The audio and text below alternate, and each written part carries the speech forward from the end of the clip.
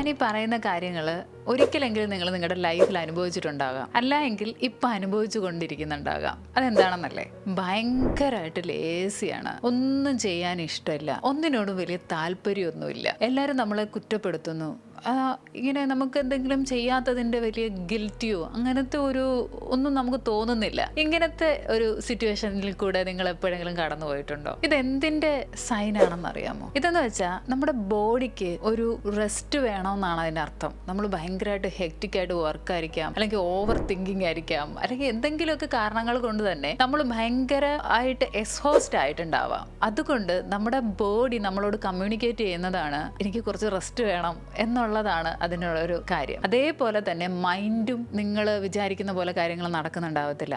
അത് എന്താ പറയാ, അതിന്റെ റീസണും മൈൻഡും ഒരു ബ്രേക്ക് ആഗ്രഹിക്കുന്നുണ്ട് എന്നാണ്. ഈ രണ്ട് കാര്യങ്ങൾ വരുമ്പോൾ പലരും നമ്മളെ കുറ്റപ്പെടുത്തും.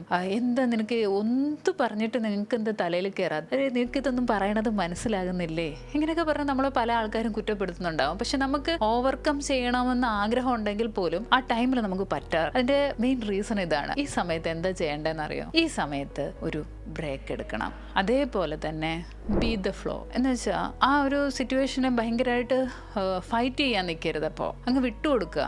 ആ ഒരു സിറ്റുവേഷൻ എങ്ങനെയാണോ ഉള്ളത് അങ്ങനെ തന്നെ അങ്ങ് വിട്ടുകൊടുക്കുക എന്നുള്ളതാണ്. It's okay to be not okay. It's okay to be lazy. It's okay to be no pressure, no guilty. Be lazy, be still, be the flow. ഇതാ എനിക്ക് നിങ്ങളോട് പറയാനുള്ളത്. അതങ്ങ് വിട്ടുകൊടുക്കുക, ഒരു ബ്രേക്ക് എടുക്കുക. ബ്രേക്ക് എടുത്ത് എവിടെയെങ്കിലും ഒന്ന് പോവുക. നിങ്ങൾക്ക് എവിടെ യാത്ര ചെയ്യാൻ ഇഷ്ടമുള്ളവരാണെങ്കിൽ എവിടെയെങ്കിലും ഒന്ന് പോവുക. അല്ല, നിങ്ങൾക്ക് വളരെ വേണ്ടപ്പെട്ട, നിങ്ങളുമായിട്ട് അടുത്ത് നിൽക്കുന്ന, നിങ്ങൾക്ക് അവരോടൊന്ന് സംസാരിച്ചാൽ ഒരു സമാധാനം കിട്ടുമെന്ന് തോന്നുന്ന ആൾക്കാരുടെ അടുത്ത് പോയി നിങ്ങൾക്ക് സംസാരിക്കാം. അതുമല്ല, ഈ സോളിറ്റ്യൂഡ് ഇഷ്ടപ്പെടുന്ന ആൾക്കാരാണെങ്കിൽ അങ്ങനെ തനിയെ ഇരിക്കുക കുറച്ച് നേരം. ആ ടൈം അങ്ങനെ അങ്ങ് വിടുക. അതാണ് എനിക്ക് പറയാനുള്ളത്.